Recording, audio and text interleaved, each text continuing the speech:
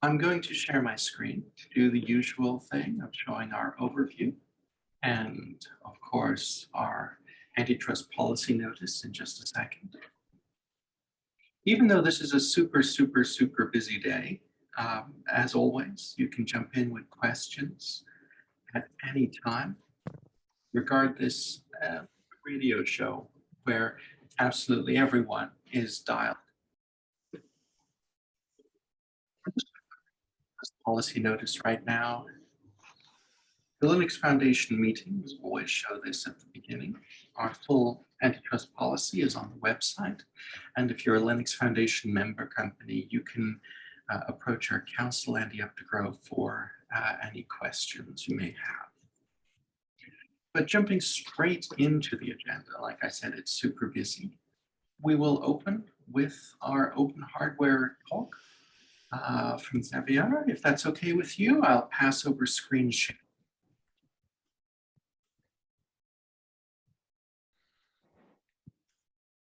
Thank you. Let me just try to get the sharing right. Looks like the sharing is working. Perfect. Yes. Okay. Thanks. Let's see if I can move this out of the way. Okay. Can you see my screen? Perfectly. Okay. Great. Thank you. So thank you. It's a great pleasure to be here to talk about some of the things we're doing around open hardware at Cern. So I'm going to give a brief introduction to Cern, then continue with, again, a very brief introduction to open hardware, and then I will say some things concretely about open hardware at Cern. In particular, I will briefly describe White Rabbit, which is our main open hardware project. So you see what type of hardware we design and as open source hardware. As I know there's a certain amount of legal experts in the audience, I will say some words about the Cern open hardware license as well, and then some miscellaneous points of things that are going on at Cern that we're planning for the future. So to see if you have any questions or comments. So as some of you probably know, Cern is the biggest particle physics laboratory in the world. It deals with mainly the fundamental constituents of matter and finding out more about them and their interactions.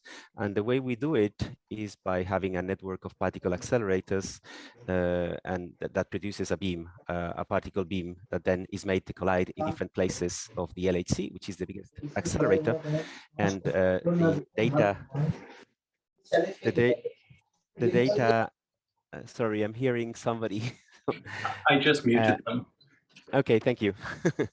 So the data that we gather is made available for offline analysis by physicists. Now, a lesser known part of our mandate is to make the things we do available for everybody, and not only the physics results, but also things that we invent and we develop on the journey to those results. And this comes from the Cern Convention, which is our founding document. Here you have a picture of people discussing it while they were drafting it in the early 50s. And it says that the results of our experimental theoretical work shall be published or otherwise made generally available. But as I said, later on, it also says that that's not really limited to the physics results. So for us working at Cern, it's very important to see or to know how to interpret this mandate into the technological scene of the 21st century. And many of us have found that open something is a very efficient way of fulfilling that dissemination mandate. So we have people doing open source, free and open source software. We have people designing their hardware as open hardware, sharing their data as open data, and sharing their publications as open access. And of course, at Cern, we're very proud that all these opens rely on a fundamental piece of infrastructure which was invented at Cern, which is the World Wide Web. Some words about open hardware. First of all, why is it a thing? Why is it becoming something important? My interpretation is that fairly recently, it has become very accessible to design hardware. Here's an example of somebody with a prosthetic limb designed by his mother, who had no formal training as an engineer or as a designer. There's a community of people designing these limbs and 3D printing them, but that's just one example. And in the same way that in the 80s and the 90s, there was a democratization of software development, and then it became very important to provide for an environment that would foster that sharing, because otherwise the loss to society would be big. Well, in that same way, we're now witnessing the development of open source hardware and a lot of sharing of different types of hardware designs. It is sometimes difficult to say if something is open source or not, and there is fortunately an open source hardware definition, which is kept by the Open Source Hardware Association, and it's very much inspired by the open source definition for software. So ensuring freedoms to study, modify, distribute, and make the designs, but also sell them and sell hardware based on those designs. Now, more than 10 years ago, when we started doing open hardware at Cern, we identified a number of challenges in order to bring the experience of open hardware designers on par with that of open source software developers. The first thing we identified, this was before the days of GitHub, was the need for a place to have high quality designs, curated repository with version control and forums, and we created the open hardware repository. Next, we wanted to continue collaborating with the same companies that had specializations that were of interest to us. So we discussed with them on appropriate business models to do business with open hardware. We also identified a need for free and open source tools, software tools to design hardware, and I will say some words about it later. And finally, last but not least, because commercial companies were a fundamental part of our open hardware idea from day one, we also wanted to make sure that our collaboration with them happened on a solid legal ground. So we drafted the Cern open hardware license, and I will discuss it in a bit more depth later. So first of all, just some quick words about the importance of free and open source tools for hardware design.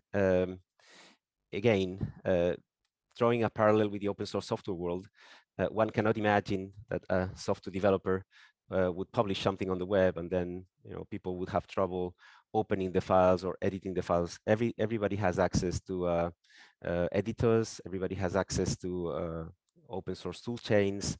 So that's not a problem in the software world. In the hardware world, unfortunately, many of the most important design tools are proprietary. And that means that if you publish a designs, if your goal is to share efficiently, there is a probability, a non-negligible probability that the person receiving those designs will not have a license for the proprietary tool that you might have used to design that piece of hardware. To make matters worse, there are several vendors with incompatible file formats, so the chances are quite high, actually, that you would have problems sharing. So this is why already more than 10 years ago, we started contributing to the development of a free and open source software tool for printed circuit board design called KiCad. And this is a screenshot of what you do with KiCad, which is basically laying out printed circuit boards, PCBs. So some words about open hardware at Cern, and I'm going to start with a very brief description of White Rabbit, which is a technology we developed at Cern just to illustrate the type of hardware we design. So White Rabbit is an extension of Ethernet, which is made for synchronizing pieces of equipment which are distant with respect to one another, and we need that for controls and data acquisition at Cern, but also in many other facilities. So because it's an extension of Ethernet, anything you can do with Ethernet, you can do with White Rabbit, and then we add 2 extra features. So whenever you connect a node to a White Rabbit network, that node gets a notion of time which is good with respect to any other node to within 1 nanosecond, to within 1/1000th of a second. And the second feature is that if you send a message from a node to any other node in the network, there is a guaranteed upper bound in latency. So the time it takes to take a message from point A to point B in the network has an upper bound. And the combination of these two things is very powerful to solve a number of controls and data acquisitions problems. White Rabbit is fully open source, so the switch design I will show later and the basics for the node are fully open source hardware, gateware, and software. And we went a bit even further than open sourcing it. We standardized it under IEEE 1588, also known as the Precision Time Protocol. And that combination of open sourcing and standards has resulted in a lot of uptake of this technology way beyond the original scope. So we knew that it would be useful for our friends in other physics facilities as well, like telescopes, cosmic ray detectors, neutrino detectors. Then very naturally, it was adopted by metrology labs, the people that keep official time in each one of your countries. But then through the power of open source and standardization, it was adopted in other industries, very removed from what we do at Cern, like electric power distribution, telecom, and even the finance sector, where you have to timestamp transactions for analyzing what happened when, in case of need. So this is the White Rabbit switch. It's an Ethernet switch with the White Rabbit extensions. It has 18 ports and everything is open source, including the mechanics of it, the printed circuit boards inside. Inside there are programmable logic chips, FPGAs, which are configured through hardware description language, which we call gateware, and that's also open source. And there's also a processor running an embedded Linux with tasks on top of it that are also fully open source. It's commercially available by at least 4 producers and distributors that we are aware of. So that's something that we very early on, we decided that would be the paradigm we would explore. And that's a winning combination in our opinion, which is open source and commercial. In terms of nodes, we typically use a combination of a carrier board and mezzanine cards to customize a carrier board by plugging a specific mezzanine and configuring the onboard FPGA accordingly. So all these cards are equipped with a White Rabbit port, and you can customize them, and you can have, for example, analog to digital converters, digital to analog converters, time to digital, and fine delay generators. Okay, some words about the Cern Open Hardware license. As I said, a very fundamental piece of our kit for doing open hardware that has also been adopted by many other projects outside Cern, their licensing scheme for their open hardware projects.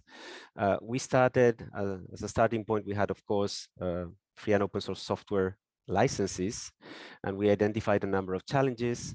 The first one is the rights that apply to hardware might not necessarily be the same, and in particular, copyright does not generally apply to physical objects.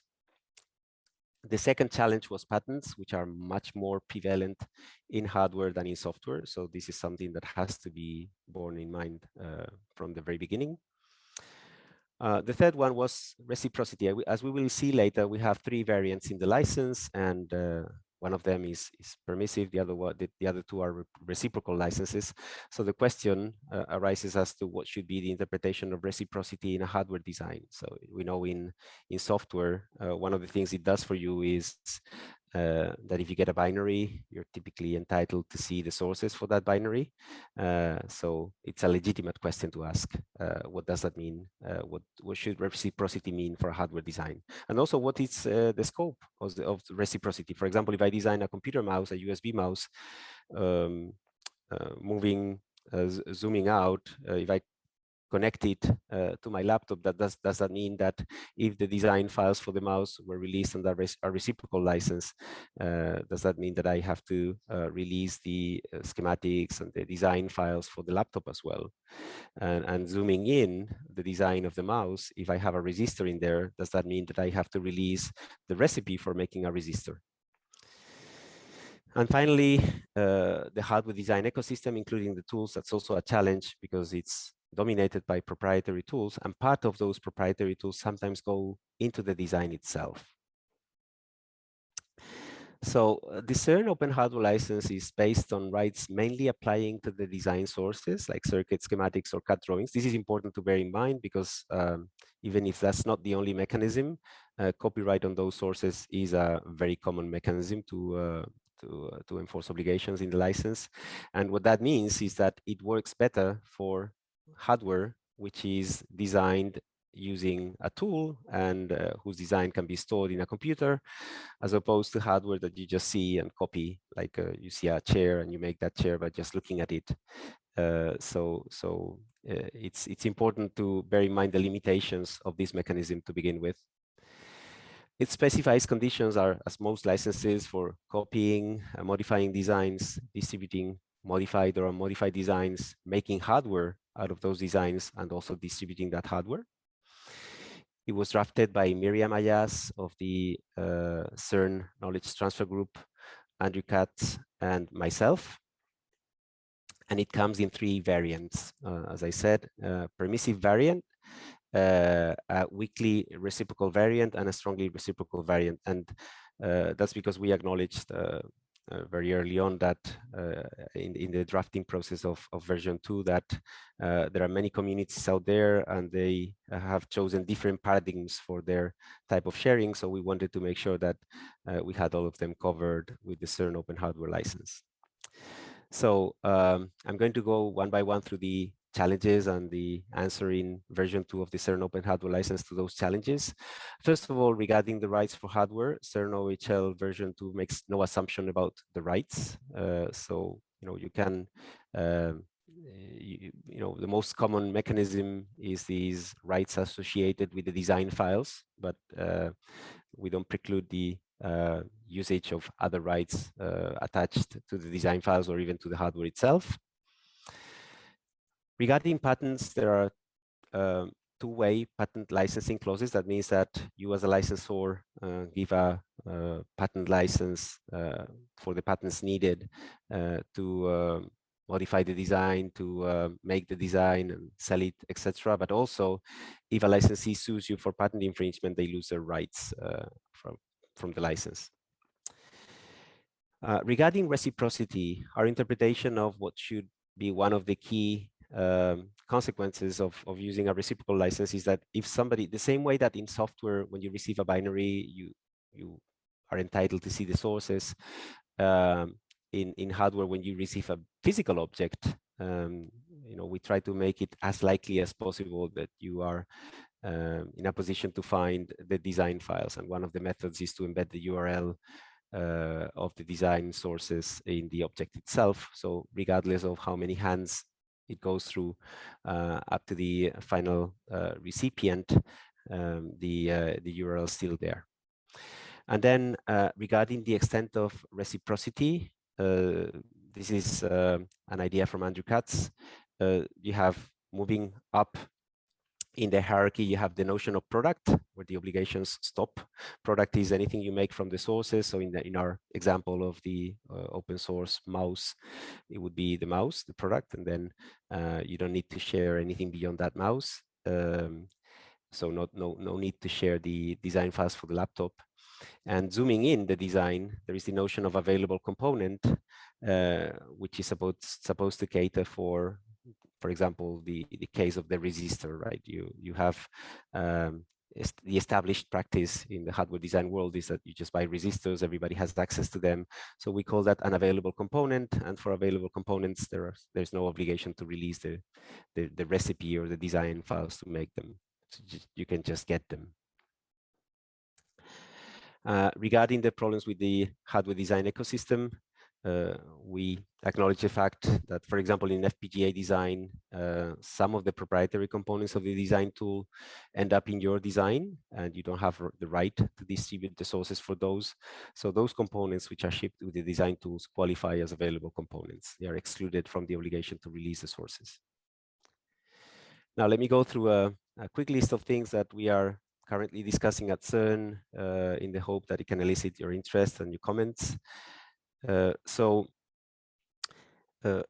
One of the things that we're discussing is the creation of an open science working group that would have a couple of goals. First of all, to provide a coherent approach to the different open source, free and open source software, open hardware, open data, open access at Cern. And secondly, to have a policy that we would like to draft by the end of the year. There is also ongoing discussion for the creation of an open source program office, which in our case would include open source hardware support. And one thing we want to do is to involve procurement in the discussion from day one, and already from our very preliminary discussions with procurement, it looks like it could be a very fertile discussion, because we see that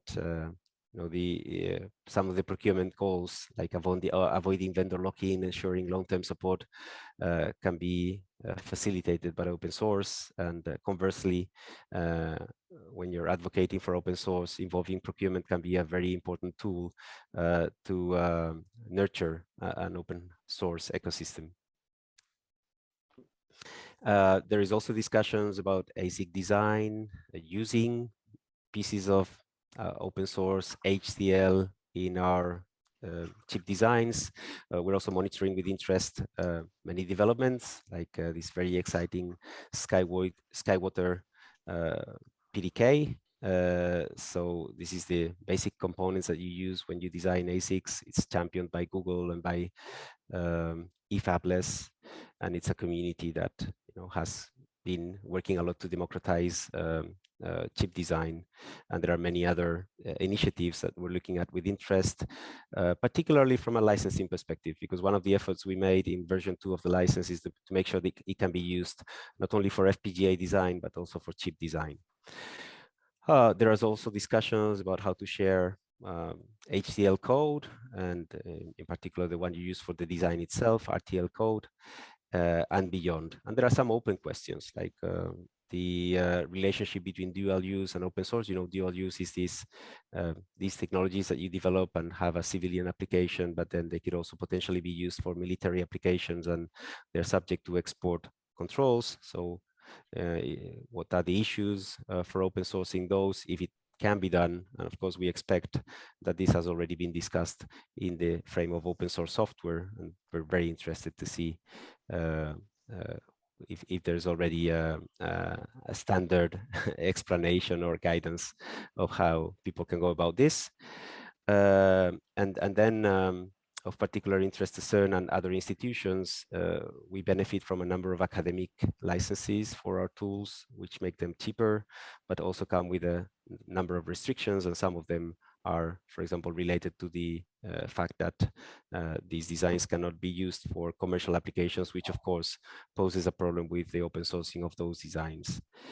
Not with the RTL code itself, because that's not made with the tools, that's just a text editor, but with some of the products of those chip design tools, for example.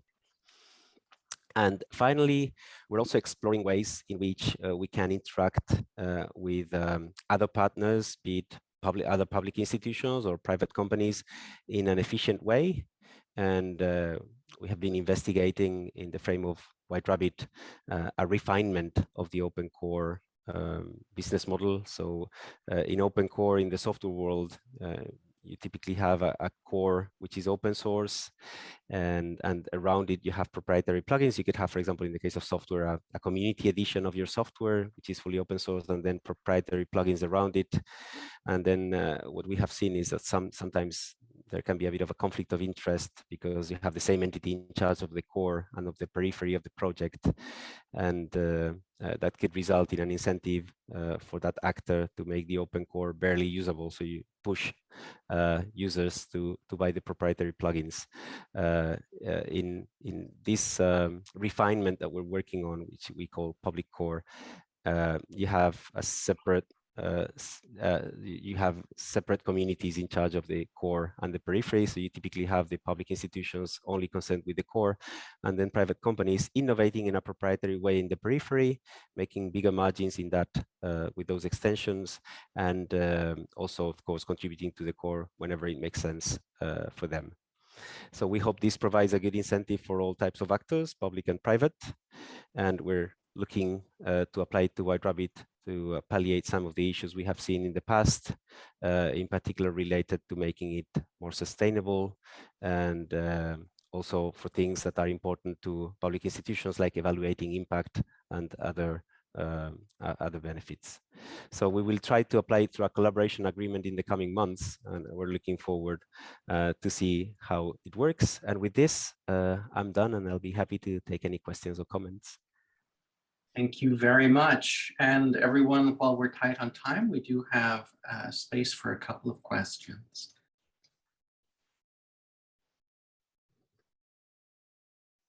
All right, if there's no questions, thank you very much for that presentation. Naturally, there will be a lot of interest throughout our community. Open hardware has been on our radar for a long time.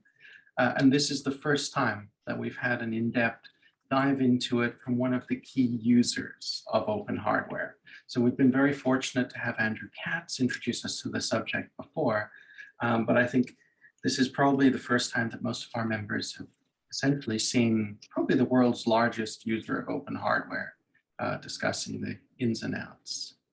Now we're going to dive from kind of the high level of things like open hardware licensing and imperatives into open source compliance process management. So we're going to hand over to Kyung-Ye of LG Electronics to talk about how, well, they created what might be one of the most sophisticated open source tools for open source compliance process management. Over to you.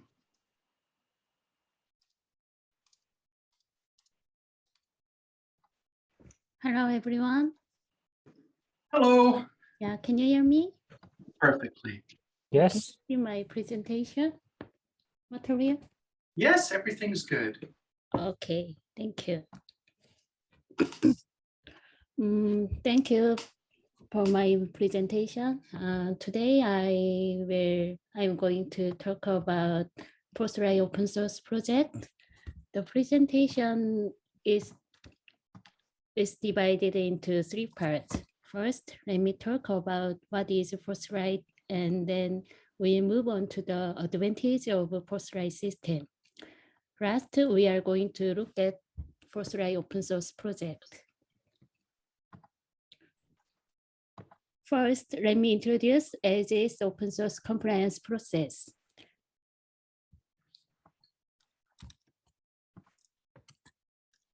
Oh, sorry.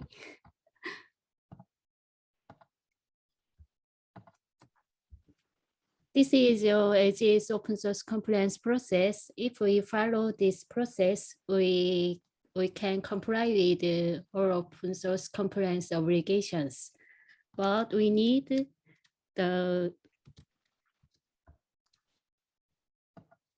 this start part. We need a tool and system.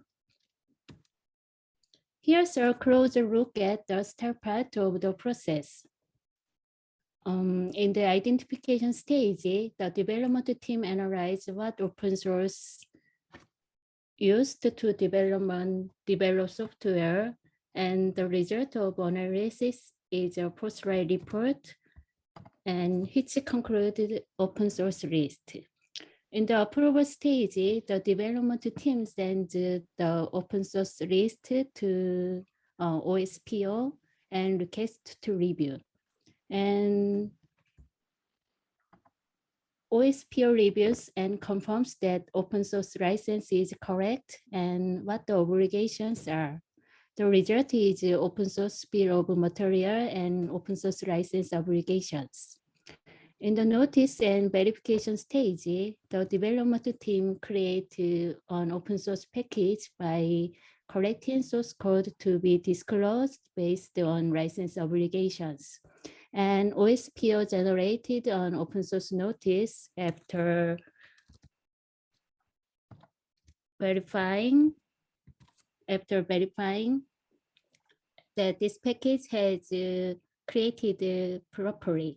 Last, in the distribution stage, the development team can comply with the open source obligation by distributing the open source package and open source notice generated by OSPO to distribution site. For example, opensource.lg.com. This is a space where customers can view. And the FOSSLight and FOSSLight scanner will release this part.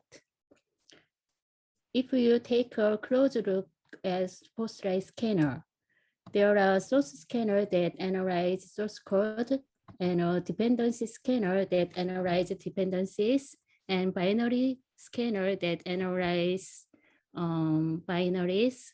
In addition, we have developed an Android scanner and Yocto scanner that analyze more efficiently based on each platform. And we are considering what to disclose this part also. Each of the scanners will be discussed in more detail later. The FOSSLight system can be seen as an all-in-one system manages open source compliance and vulnerabilities at once. FOSSLight manages license and OS open source and performs OSC processes in unit of a project. It is also possible to review and manage open source received from a third party. This process is similar to project level identification stage. OS peer review is absolutely necessary in project and third-party management, but self-check allows developers to check each open source license and vulnerabilities themselves without OS peer's review. Finally, vulnerabilities, open source vulnerability management is possible also. And it is also provided mailing function when new vulnerabilities are discovered in the existing project. FOSSLight source scanner detect copyright license text using scan code. So it is based on string search. So it cannot detect code match, also cannot find OSS open source name. You can find the source code from this repository. FOSSLight dependency scanner detect open source information based on package managers.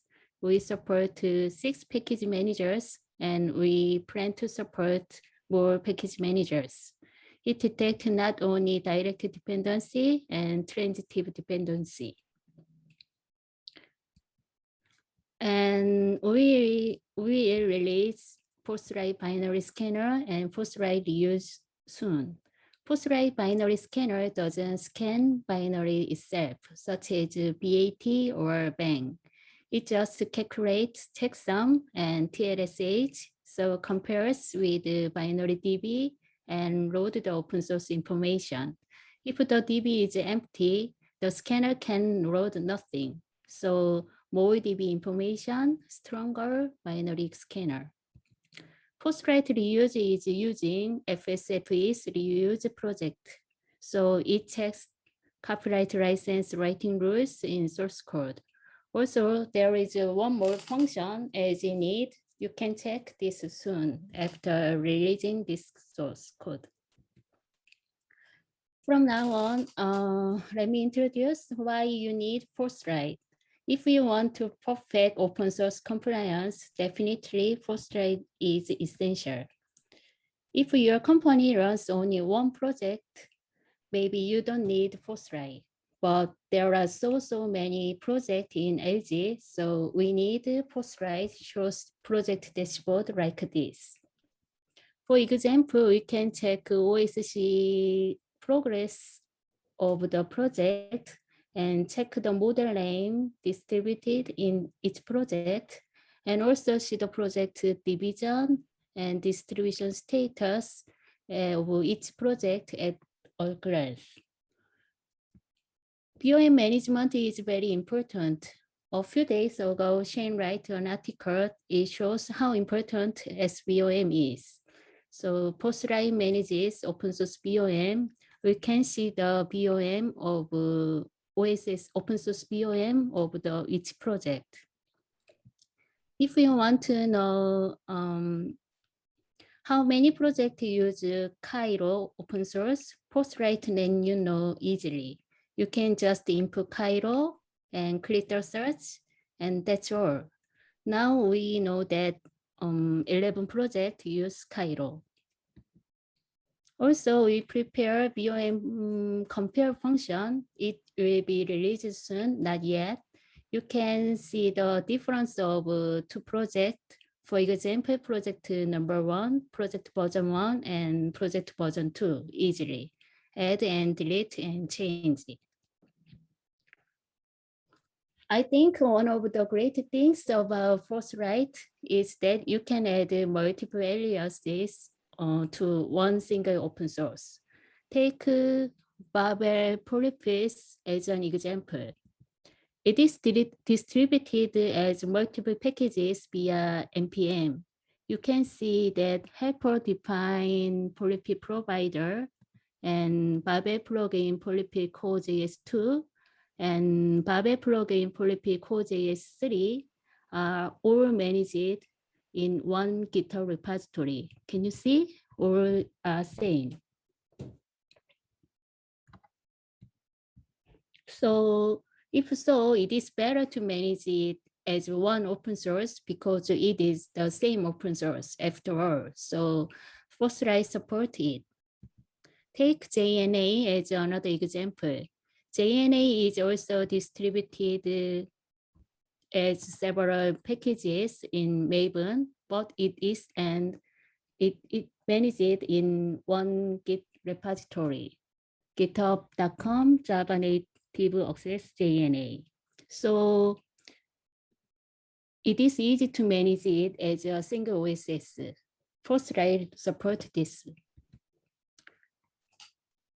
Licenses as well as open source are indicated by several expressions, but in fact, they refer to one license. For example, in the case of BSD3 clause, even if the developers express in such a variety of ways, for example, new BSD license, BSD3 clause, and new BSD license, revised BSD, all are same. So FOSSLight recognizes it as one BSD3 clause license. In addition, in this license management, it is easy to guide the development team on what to observe according to the license used by license type and restrictions and obligations. Another advantage of FOSSLight is that it supports various open source notice. It supports HTML as well as text and Spdx formats. In addition to support various open source notice file types and can be changed in various ways rather than a standard open source software notice. For example, you can change the open source distribution site or company name or email address for B2B product. FOSSLight can communicate with the development team and OSPO without a separate channel. It is an essential means for OSPO to review accurately and review open source by using the comment function.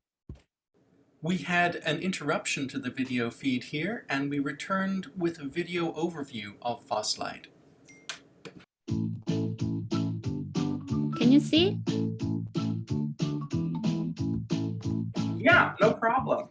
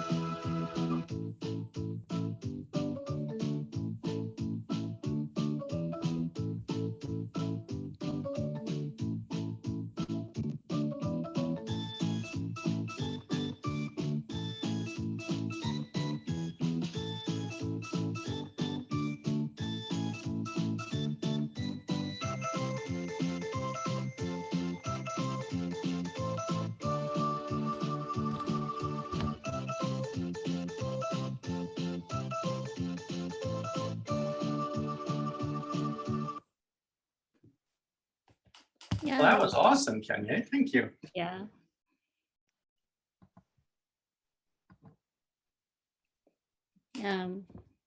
Get back the slide.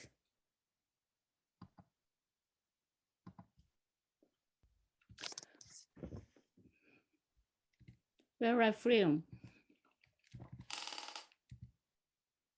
FOSSLight can communicate with the development team and with PO using comment function. So it is very good. As you know, as announced OpenChain conformance, and I think it is thanks to FOSSLight. This is because FOSSLight satisfied all of the following specification of OpenChain. Many people ask why we released FOSSLight and what the name means. Someone asked if this logo is a paper plane, paper airplane. It wasn't originally meant to be, but if it looks like a paper airplane, I hope this is it will be used to mean flying far and far more globally.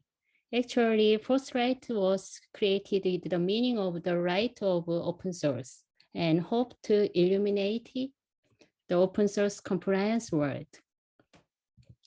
The reason FOSSLight make open is we believe the power of collective intelligence as the original meaning of an open source project. Our team is 6 people and we are looking for bugs while using only it ourselves. And I am hoping that the more people use it, the better FOSSLight will be. So like as CI, FOSSLight goal is to make the open source world a little better, just as it contributes to making life better. The FOSSLight site can be found here. We have created a demo site for you to use without installation and also created a guide page. This guide will be continuously updated. Also, both English and Korean are provided. It is difficult to provide the other languages as well. If FOSSLight is a good tool, I believe that it will translate naturally into multiple languages by contributors. As Shane emailed yesterday, FOSSLight news has already been released.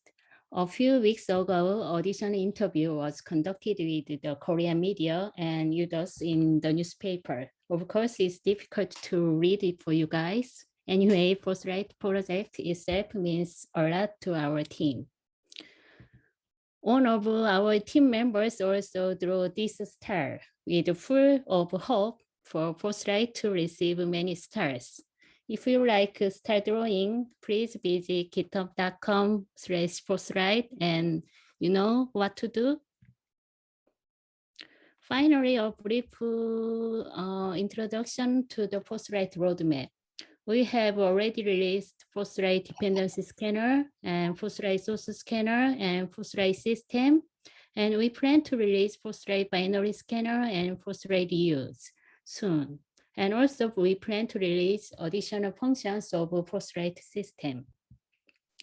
Several items are waiting for you to contribute to FOSSLight. Currently, we can input open source information by FOSSLight report, but if it would be good if Spdx or other scanner result input was supported. And another thing, because the distribution stage is not disclosed, so it would be nice if it is implemented to connect GitHub site as a distribution site and to integrate it on open database such as software heritage is also good. Finally, test automation through Selenium or Tox is very helpful. I hope that your interest will make a FOSSLight or better open source project. Thank you. Oh, this is our team, our colleague designs FOSSLight stickers. We do not decide which one is best, but anyway, FOSSLight stickers coming soon. So if you want to receive it, please come to Korea. Thank you. My favorite stickers are the middle top row and the middle bottom row. Thank you. So, Cheng-Ye, that was fantastic. Thank you. I think this is the first time most people have had a chance to learn about FOSSLight. We're very tight on time. So if you have questions, please ask now up to 2 questions, and then we can take other questions by email later. Email is welcome. Yeah, this is Ted. I have one quick question. Can I see the roadmap again? And the second question is that, is this a presentation can be shared? Slides? Which one? Can you see? Yeah, that's right. Yeah. The roadmap. So can we get a copy of the presentation, Cheng-Ye, or is it internal? Yes, of course. Yeah. Oh, great. So I'll put the presentation on the website alongside the recording so everyone will have it. Okay. And this is Alberto Pianon, Ray, Italy. Just one question. At the beginning, you mentioned a Yocto scanner or something like that, but I didn't get if it's a feature already implemented or Double open. About the Yocto scanner. I can see in the roadmap here the Yocto scanner. I was wondering if you are going to implement a Yocto scanner. Yeah, we implemented already Yokto FOSSLight Yokto scanner, and next presentation is about Yokto scanner also. So we compared the functions, and we are considering it is open or not. Okay. Thank you. Yeah. All righty, thank you very much. And speaking of, as Cheng-Ye said, the Yocto discussion, we have automated Yocto compliance built on Spdx. So we're going to be looking at double open on the context of fossology and open source review toolkit. This is super important because Spdx is currently in the final stage of becoming an ISO standard. So this is good timing. Let's pass straight over to you, Miko, if you can take the screen and begin to present. Yeah, thank you. Can you see my screen and hear my voice? Yes. Yeah, great. So we're going to talk a little bit about double open, or what we at double open have been doing with automating Yocto compliance, kind of built around this Spdx format. Just a short introduction. My name is Mikko. I'm a lawyer at HH Partners, attorneys at law, and also a developer for the double open project. And then we also have Martin here, who's gonna say a few words at the end.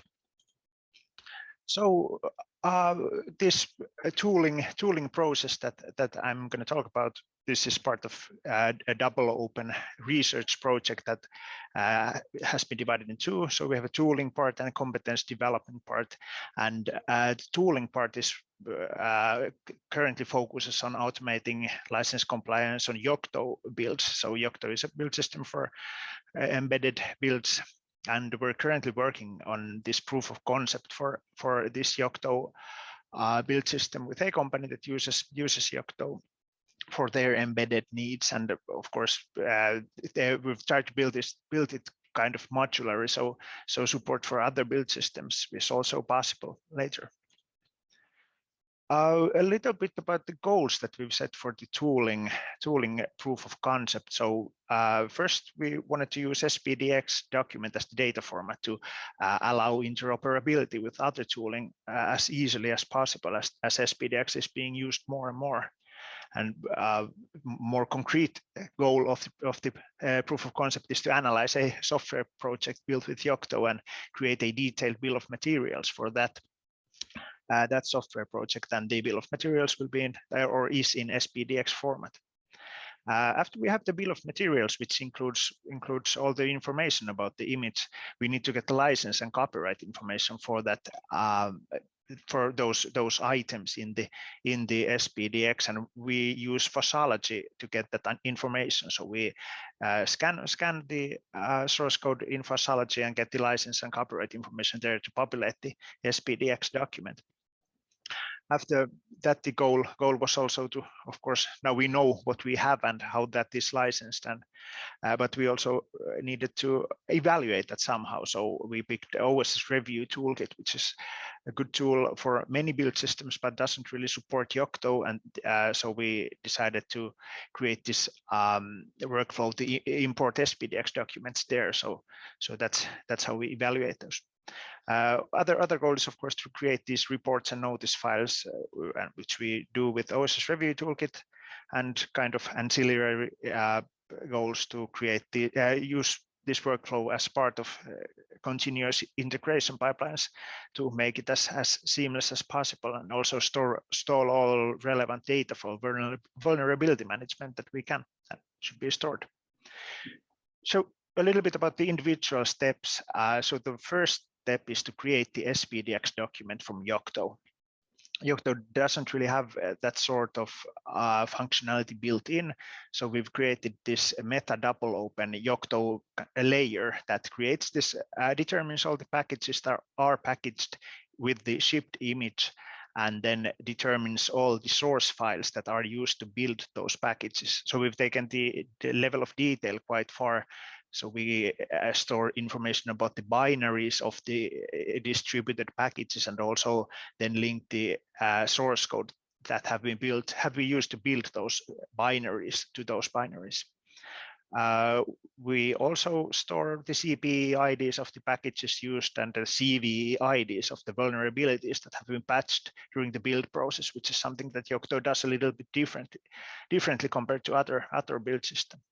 As I said, we store this data in SPDX document, and we've had quite good support from some core Yocto developers, and they seem to be taking this kind of, they've been looking for some bill of materials functionality to implement to kind of core Yocto, and this seems to be a good candidate to them. So we get good support from them.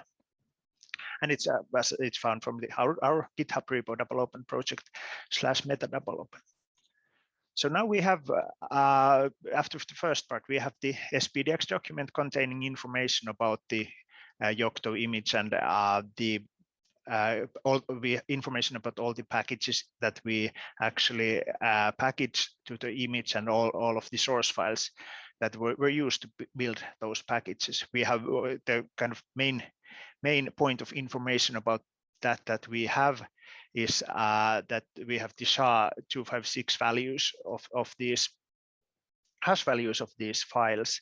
So what the pipeline also does, it uploads the source archives to FOSSLight, and then we query the FOSSLight REST API with the hash values. So we get the licensing and copyright information back to the SPDX document, and we then populate the SPDX with the licensing and copyright information, so it could be used in kind of any other tooling. So as I said, we've built this modularly, so now we always have the spec compliant SPDX. Now it's just populated with more data than in the previous step. What kind of the strength that FOSSLight provides us is that it has a couple of license scanners, and then it has a UI that can be used to curate these scanner findings, so we can get some human intervention if the scanners are not right, and kind of make the data better that way. After the FOSSLight part, we have this SPDX document that includes all the information as in the previous steps, and now also all of the licensing and copyright data from FOSSLight. So now we need to evaluate it, and for this, as I said, we use OSS Review Toolkit, which doesn't really support SPDX as an input on its own. So we built this converter that can be used to convert SPDX document to ORT's own data format. And we've discussed this a little bit with the ORT developers, and they kind of have plans to support SPDX as an evaluator input in the future. So we hope that this conversion step is just a temporary step, but we wanted to do it now, so they should support it straight in later. What we do with ORT is we evaluate the license classification or the license findings in the files, and also create these reports that ORT supports, which are the notice files. So and also different kind of web reports. Our conversion tool can be found from the GitHub repo there, so OpenProject/ORT. The policy that ORT uses, it's kind of based on these license categories. So we have permissive licenses and copyleft strong licenses and commercial licenses that we categorize the different license names to, and then we create rules for them. So the rules are mostly like disallow copyleft strong if it's found in this sort of context in the ORT result or in the SPDX. So it's built from license kind of license category and this context, and then we also are building these labels, so you can have, which are basically different use cases for the software. So different use cases may have different needs or different list of allowed licenses. So that's also maybe the way the license policy works with ORT. And we use some of ORT's features here like resolution. So if there's a license violation that we cannot otherwise solve, then we can resolve it here. We try to stick to the scan code license naming scheme to keep everything, even though we're not using scan code as a scanner, we try to keep the naming scheme same, so everything looks the same. So Martin, do you want to say a few words about the last slide? Hi everyone. Thanks, Mikko. I think we are up time. It's 10 o'clock. So the only thing I'm saying that we are currently working with this with one client, going through the pipeline on this tweaking on the policy side. But really, if somebody else would like to test this out, we would be happy to either help them implement this or participate a bit more, or and what we would be asking is for feedback. So that's really our, in a way, next steps here is to get real world tryouts for the elements of this. So thanks. Now yeah, oh, sorry, Mikko. No, that was it. Thank you. I think. So we do have time if someone wants to ask a question. And I just wanted to make a note that what you're touching on, this interoperability between tools, is absolutely critical right now. So it's been something that's highly discussed in our community. And quite frankly, we need to see more progress around it. So it's very useful to get a picture of what you're doing and the fact that you're looking for collaborators and partners. Does anyone have a question?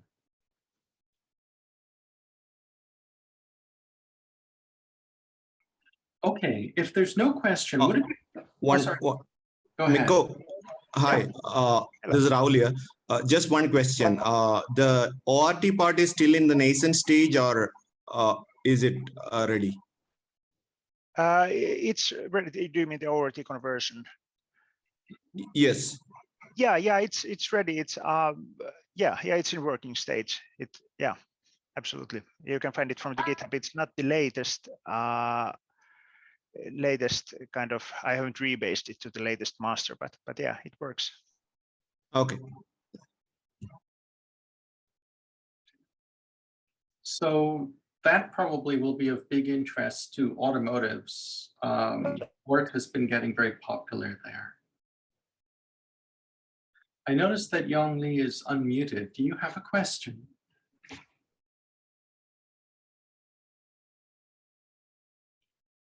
Okay, if there's no more questions, thank you so much. I think we owe a debt of gratitude to everyone on this call, and especially to our presenters. So Xavier at Cern, we've had Kyung-Ye at LG Electronics, and Miko and Martin from HH Partners. Thank you very much. All of you have a great day.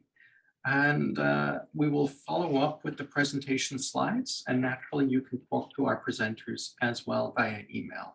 Kyung-Ye just put her email in the chat.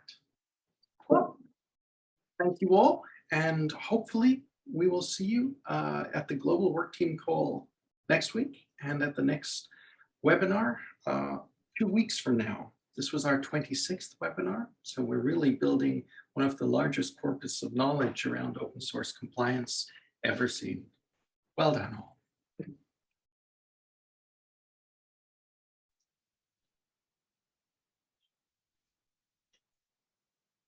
you.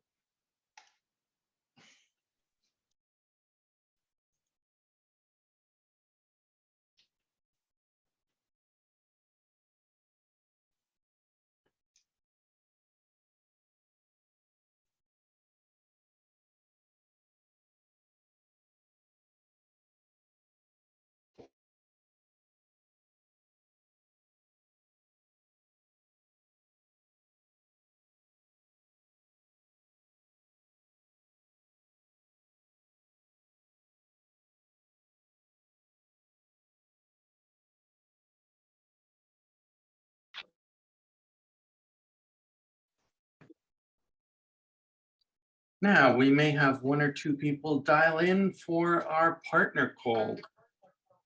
This will be a relatively brief partner call today. I just wanted to share some key news related to conformance, actually.